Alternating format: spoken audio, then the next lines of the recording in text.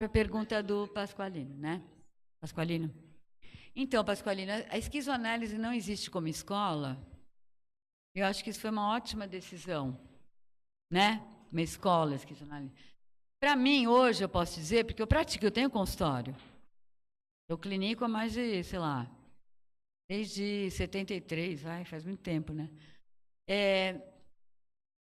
O que se deu, assim, a obra do Deleuze e Guattari, que criou esse nome, esquizoanálise, como eu falaria hoje, né? Conheci muito, vivi muito tudo isso. Conheci os dois, vi intensamente tudo isso desde o começo, né? Eu diria que Deleuze e Guattari, como estratégia, tiveram que destruir a psicanálise para extrair da psicanálise aquilo que ela tinha de mais radical como arma cultural e política. Porque a história da psicanálise, assim, como eu entendo o Freud hoje. Eu tenho o maior orgulho do Freud, assim, eu considero o Freud um dos meus ancestrais que eu tenho o maior orgulho. Porque o Freud, no século XIX, então eu me chamo psicanalista. Se perguntar para mim o que você é, eu não vou dizer sou esquizoanalista, vou dizer eu sou psicanalista. Que eu faço questão de reivindicar para a psicanálise que eu vou falar agora. Então, o Freud, no século XIX, ele se deu conta disso que a gente estava falando, como a subjetividade dominante nessa cultura, isso era final do século XIX, com urbanização, industrialização, as mulheres vivendo uma passagem da vida doméstica para a vida pública e a vida de trabalho, completamente enlouquecida. A vida não explodindo dentro daquilo que não era mais possível, explode em gestos até corporais, que era a histeria, né? Explodindo, porque estava totalmente...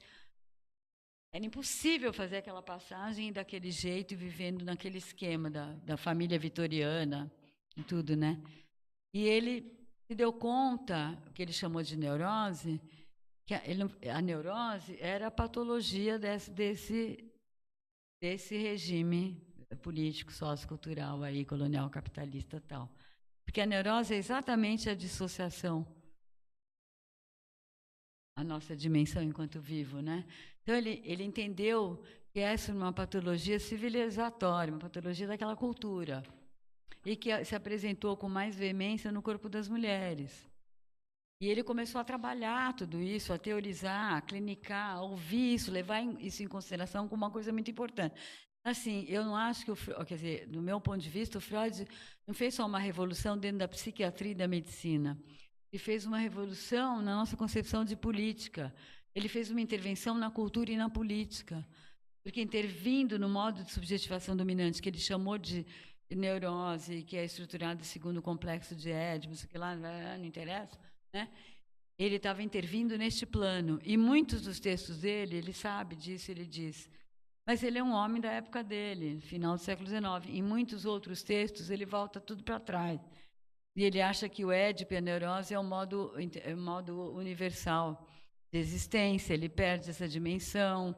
Então, a psicanálise, nesse pedaço dele, em vez de nos libertar desse modo de subjetivação e nos reconectar e reconquistar a pulsão transfiguradora, criadora, passou a ser, vamos adaptar melhor essa subjetividade a esta cisão. Castração melhor resolvida, o recalque. Vamos trabalhar essa subjetividade porque ela está doente, porque ela não está bem adaptada a essa cisão, porque essa cisão é o próprio da civilização. Essa dissociação da nossa condição de vivo é o próprio da civilização. A história da psicanálise, você tem vários vetores na história. Tem desde o Freud mais radical, que foi um gesto, ele criou a micropolítica, um gesto de resistência fabuloso no plano da subjetividade, não só teoricamente, mas ele criou um ritual que não existe na nossa cultura branca ocidental, tá? Um ritual para estabelecer essa reconexão, que é o ritual psicanalítico, né? Você tem desde aqueles que pegaram essa força, seguiram com essa força grande, mas o que predomina na história da psicanálise é essa volta para trás, né? Então, Deleuze e Guattari, quando escreveram aquela obra conjunta, eles se conheceram em maio de 68, uma amiga em comum que apresentou eles. Quando eles escreveram aquela obra, era o auge do lacanismo na França.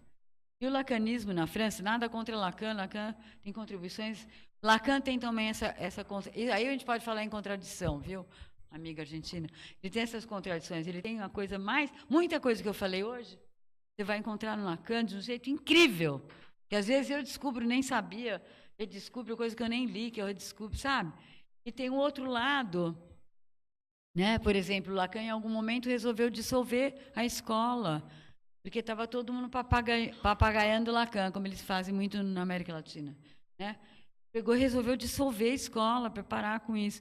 Mas quando ele foi escolher, porque Guattari foi um dos discípulos diletos dele, fez análise com ele e tudo. Então, na França, você tinha um lado do lacanismo que ia para o lado da psicoterapia institucional, de tudo que eles tinham feito durante a Segunda Guerra, nos asilos psiquiátricos, e que depois criaram a clínica de Laborde. Bom, para quem não sabe, estou falando por cima para a gente poder continuar compartilhando. E você tinha, do outro lado, gente tipo Jacques Alain Miller, que era o genro dele. E o Lacan tinha um lado que ia para Kant, Hegel, não sei o quê, na filosofia também. Um outro lado louquíssimo, que ia para outras histórias. E ele escolheu bancar, não esse lado daqui, mas esse lado dali, né?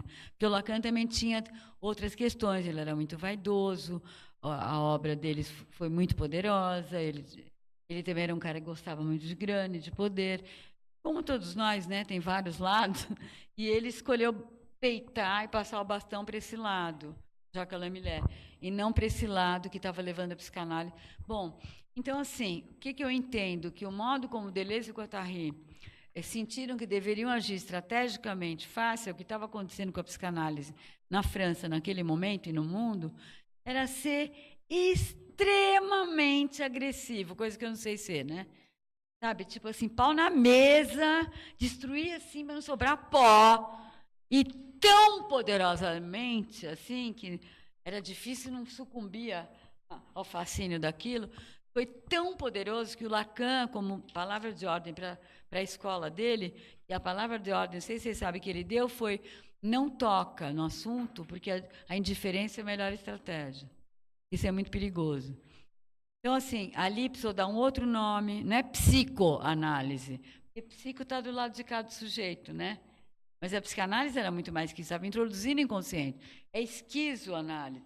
Esquizo que tem a ver com essa coisa das forças, da transfiguração. Precisou dar outro nome, precisou não usar um termo psicanalítico. Eu também, eu aprendi com eles, né? Eu fui formada por eles, me salvaram. Eu cheguei na França destruída. Imagina para uma judia de esquerda ser considerada vagabunda pela ditadura e vagabunda pelos militantes, né? Com 20 anos. Eu encontrei neles, eu vi que o que eu estava fazendo fazia mau sentido. Então, realmente, eles participaram muitíssimo da minha formação pessoal, intelectual, tudo, né? Então, eu também não uso muito os termos da psicanálise. Eu tive formação psicanalítica lá, mas eu considero que o que a gente faz é a psicanálise em toda a sua radicalidade. Então, eu considero que quando eu estou trabalhando no meu consultório, eu estou trabalhando com uma pessoa. Aqui eu estou fazendo psicanálise também, aqui, nesse momento. Estou fazendo política, estou fazendo clínica, estou fazendo micropolítica. Isso é o que eu aprendi com a psicanálise. Mas uma psicanálise levada àquilo que ela trouxe de uma ruptura radical do pensamento ocidental, né? Eu não vou defender a instituição psicanalítica, eu não vou defender a sociedade de psicanálise, nenhum grupo lacaniano, nunca fiz parte de instituição nenhuma, mas eu criei na PUC, né, porque eu dou aula na PUC, né, pós da PUC há 38 anos, um lugar onde a gente trabalha tudo isso. E eu acho que foi muito sábio não terem criado uma escola de esquizoanálise, senão aconteceu um monte de papagaio imitando, como tem, um monte de papagaio usando também Deleuze, Guattari e tudo, né? E o que importa, o bastão, é o bastão ético, não é o bastão de uma teoria, ou o bastão de uma escola. O bastão que a gente tem que passar é o bastão ético da luta pela vida, né? Esse bastão, se faz escola, gruda na escola e esquece a ética, né? Então, eu vejo assim.